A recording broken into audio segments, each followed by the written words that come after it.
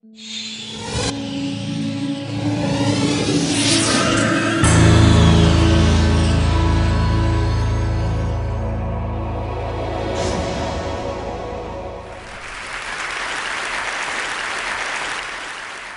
I want to start by offering you a free, no-tech life hack. And all it requires of you is this, that you change your posture for 2 minutes. But before I give it away, I want to ask you to right now do a little audit of your body and what you're doing with your body. So how many of you are sort of making yourselves smaller? Maybe you're hunching, crossing your legs, maybe wrapping your ankles. Sometimes we hold on to our arms like this. Sometimes we spread out. I see you.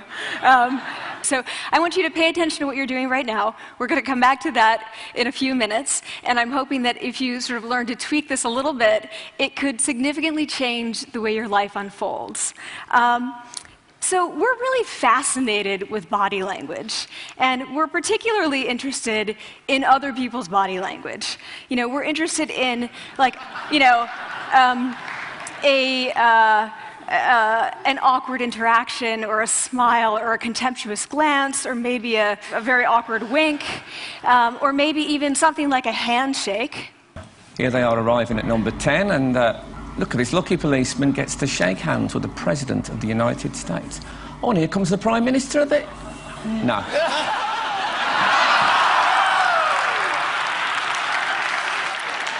So a handshake, or the lack of a handshake, can have us talking for weeks and weeks and weeks, even the BBC and the New York Times. So obviously, when we think about nonverbal behavior or body language, but we call it nonverbals as social scientists, it's language. So we think about communication. When we think about communication, we think about interactions. So what is your body language communicating to me? What's mine communicating to you?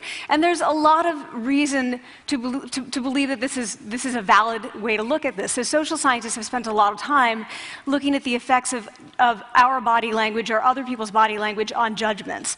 And we make sweeping judgments and inferences from body language.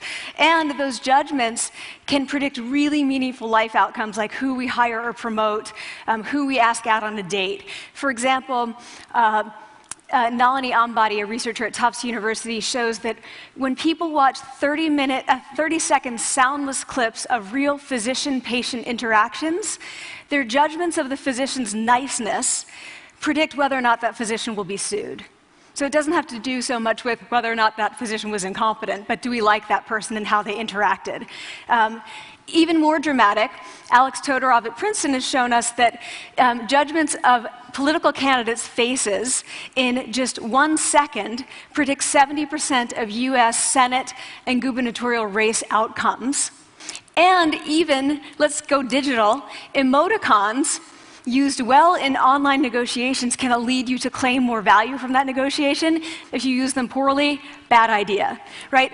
So when we think of nonverbals, we think of how we judge others, how they judge us, and what the outcomes are. We tend to forget, though, the other audience that's influenced by our nonverbals, and that's ourselves. We are also influenced by our nonverbals, our thoughts and our feelings and our physiology. So what nonverbals am I talking about? I'm a social psychologist. I study prejudice, and I teach at a competitive business school. So it was inevitable that I would become interested in power dynamics. I became especially interested in nonverbal expressions of power and dominance. And what are nonverbal expressions of power and dominance? Well, this is what they are. So in the animal kingdom, they are about expanding. So you make yourself big, you stretch out, you take up space, you're basically opening up. It's about opening up. And this is true across the animal kingdom. It's not just limited to primates, and humans do the same thing. So they do this both when they have power sort of chronically, and also when they're feeling powerful in the moment. And this one is especially interesting because it really shows us how universal and old these expressions of power are.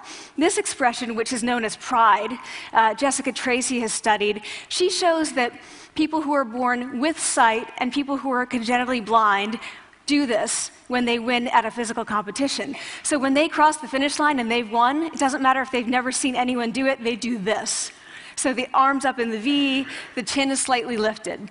What do we do when we feel powerless? We do exactly the opposite. We close up, we wrap ourselves up, we make ourselves small. We don't want to bump into the person next to us. So again, both animals and humans do the same thing. And this is what happens when you put together high and low power. So what we tend to do when it comes to power is that we complement the other's nonverbals. So if someone's being really powerful with us, we tend to make ourselves smaller. We don't mirror them, we do the opposite of them. So I'm watching this behavior in the classroom, and what do I notice? I notice that MBA students really exhibit the full range of power nonverbals. So you have people who are like caricatures of alphas, like really coming into the room. They get right into the middle of the room before class even starts, like they really want to occupy space. When they sit down, they're sort of spread out. They raise their hands like this. You have other people who are virtually collapsing when they come in. As soon as they come in, you see it. You see it on their faces and their bodies, and they sit in their chair and they make themselves tiny, and they go like this when they raise their hand. I noticed a couple things about this. One, you're not going to be surprised. It seems to be related to gender.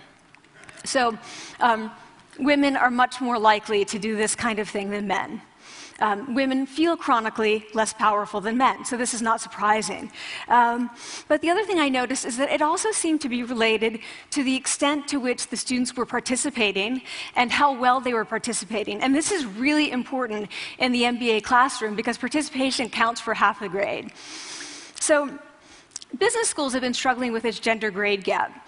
You get these equally qualified women and men coming in, and then you get these differences in grades, and it seems to be partly attributable to participation. So I started to wonder, okay, so you have these people coming in like this, and they're participating. Is it possible that we could get people to fake it, and would it lead them to participate more? So my main collaborator, Dana Carney, who's at Berkeley, and I really wanted to know, can you fake it till you make it? Like, can you do this just for a little while and actually experience a behavioral outcome that makes you seem more powerful? So we know that our nonverbals govern how other people think and feel about us. There's a lot of evidence, but our question really was, do our nonverbals govern how we think and feel about ourselves? There's some evidence that they do. So, for example, when we smile when we feel happy, but also when we're forced to smile by holding a pen in our teeth like this, it makes us feel happy. So it goes both ways. When it comes to power, it also goes both ways. So when you feel powerful, you're more likely to do this, but it's also possible that when you pretend to be powerful, you are more likely to actually feel powerful. So the second question really was, so we know that our minds change our bodies, but is it also true that our bodies change our minds? And when I say minds, in the case of the powerful, what am I talking about? So I'm talking about thoughts and feelings and the sort of physiological things that make up our thoughts and feelings. And in my case, that's hormones. I look at hormones. So what do the minds of the powerful versus the powerless look like? So powerful people tend to be, not surprisingly, more assertive and more confident, more optimistic. They actually feel that they're going to win even at games of chance. They also tend to be able to think more abstractly. So there are a lot of differences. They take more risks. There are a lot of differences between powerful and powerless people. Physiologically, there also are differences on two key hormones, testosterone, which is the dominance hormone, and cortisol, which is the stress hormone. So what we find is that high-power alpha males in primate hierarchies have high testosterone and low cortisol. And powerful and effective leaders also have high testosterone and low cortisol. So what does that mean? When you think about power, people tended to think only about testosterone because that was about dominance. But really, power is also about how you react to stress. So do you want the high-power leader that's dominant, high on testosterone, but really stress reactive? Probably not, right? You want the person who's powerful and assertive and dominant, but not very stress reactive, the person who's laid back. So we know that in primate hierarchies, if an alpha needs to take over, if an individual needs to take over an alpha role sort of suddenly, within a few days, that individual's testosterone has gone up significantly and his cortisol has dropped significantly. So we have this evidence, both that the body can shape the mind, at least at the facial level, and also that role changes can shape the mind. So what happens, okay, you take a role change, what happens if you do that at a really minimal level, like this tiny manipulation, this tiny intervention? For 2 minutes you say, I want you to stand like this, and it's going to make you feel more powerful. So this is what we did. We decided to bring people into the lab and run a little experiment. And these people adopted for 2 minutes either high power poses or low power poses. And I'm just going to show you 5 of the poses, although they took on only 2.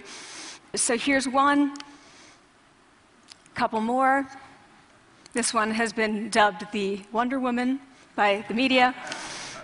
Here are a couple more. So you can be standing or you can be sitting. And here are the low power poses. So you're folding up, you're making yourself small. This one is very low power. When you're touching your neck, you're really kind of protecting yourself. So this is what happens. They come in, they spit into a vial. We, for 2 minutes, say, you need to do this or this. They don't look at pictures of the poses. We don't want to prime them with the concept of power. We want them to be feeling power, right? So 2 minutes they do this. We then ask them, how powerful do you feel on a series of items? And then we give them an opportunity to gamble. And then we take another saliva sample. That's it. That's the whole experiment. So this is what we find. Risk tolerance, which is the gambling. What we find is that when you're in the high power pose condition, 86% of you will gamble. When you're in the low power pose condition, only 60%. And that's a pretty whopping significant difference. Here's what we find on testosterone. From their baseline when they come in, high power people experience about a 20% increase, and low power people experience about a 10% decrease. So again, 2 minutes and you get these changes. Here's what you get on cortisol. High power people experience about a 25% decrease, and the low power people experience about a 15% increase. So 2 minutes lead to these hormonal changes that configure your brain to basically be either assertive, confident, and comfortable, or really stress reactive, and feeling sort of shut down. And we've all had that feeling, right? So it seems that our nonverbals do govern how we think and feel about ourselves. So it's not just others, but it's also ourselves.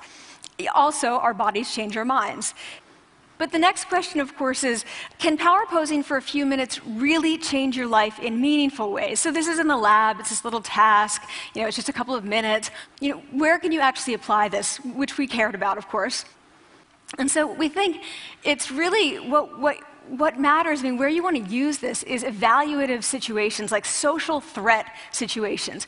Where are you being evaluated? Either by your friends, like for teenagers, it's at the lunchroom table. It could be, for some people, it's speaking at a school board meeting. It might be giving a pitch, or giving a talk like this, or doing a job interview. We decided that the one that most people could relate to, because most people had been through, was the job interview. So we published these findings, and the media are all over it, and they say, okay, so this is what you do when you go in for the job interview, right? So we were, of course, horrified and said, oh my God, no, that's not what we meant at all, for numerous reasons. No, don't do that. Again, this is not about you talking to other people, it's you talking to yourself. What do you do before you go into a job interview? You do this. Right? You're sitting down, you're looking at your iPhone or your Android, not trying to leave anyone out. You're looking at your notes, you're hunching up, making yourself small, when really what you should be doing maybe is this, like in the bathroom, right? Do that, find 2 minutes. So that's what we want to test, okay? So we bring people into a lab, and they do either high or low power poses again. They go through a very stressful job interview. It's 5 minutes long. They are being recorded, they're being judged also, and the judges are trained to give no nonverbal feedback. So they look like this. Like, imagine this is the person interviewing you. So for 5 minutes, nothing. And this is worse than being heckled. People hate this. It's what Marianne LaFrance calls standing in social quicksand. So this really spikes your cortisol. So this is the job interview we put them through, because we really wanted to see what happened. We then have these coders look at these tapes, 4 of them. They're blind to the hypothesis, they're blind to the conditions. They have no idea who's been posing in what pose. And they end up looking at these sets of tapes and they say, oh, we want to hire these people, all the high power posers. We don't want to hire these people. We also evaluate these people much more positively overall. But what's driving it? It's not about the content of the speech. It's about the presence that they're bringing to the speech. We also, because we rate them on all these variables related to sort of competence, like how well structured is the speech? How good is it? What are their qualifications? No effect on those things. This is what's affected. These kinds of things.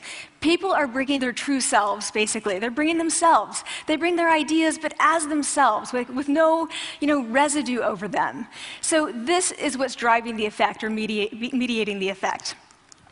So when I tell people about this, that our bodies change our minds and our minds can change our behavior and our behavior can change our outcomes, they say to me, it feels fake, right? So I said fake it till you make it.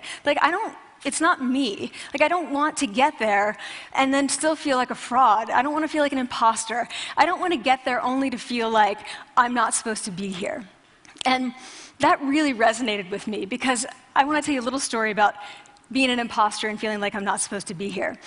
When I was 19, I was in a really bad car accident. I was thrown out of a car, rolled several times. I was thrown from the car, and I woke up in a head injury rehab ward. And I had been withdrawn from college, and I learned that my IQ had dropped by 2 standard deviations, which was very traumatic. I knew my IQ because I had identified with being smart, and I had been called gifted as a child. So I'm taken out of college. I keep trying to go back. They say, you're not going to finish college. There are other things for you to do, but that's not going to work out for you. So I really struggled with this, and I have to say, having your identity taken from you, your core identity, and for me it was being smart, having that taken from you, there's nothing that leaves you feeling more powerless than that. So I felt entirely powerless. I worked and worked and worked, and I got lucky and worked and got lucky and worked.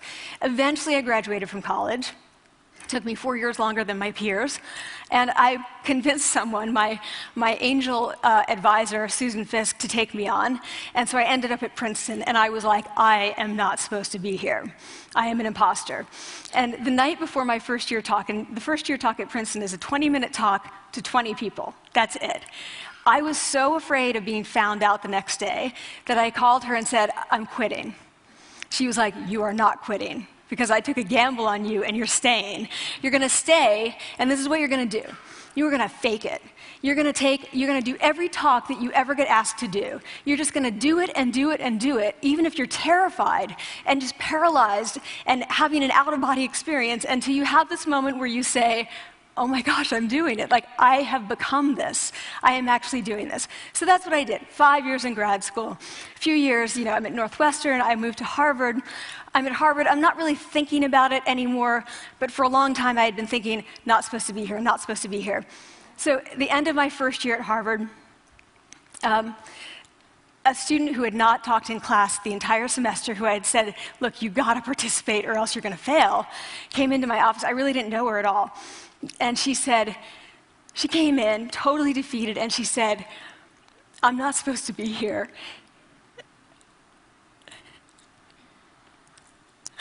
And that was the moment for me, because 2 things happened. One was that I realized, oh my gosh, I don't feel like that anymore. I don't feel that anymore, but she does, and I get that feeling. And the second was, she is supposed to be here. She can fake it, she can become it. So he's like, yes, you are. You are supposed to be here, and tomorrow you're going to fake it, you're going to make yourself powerful, and, you're going to...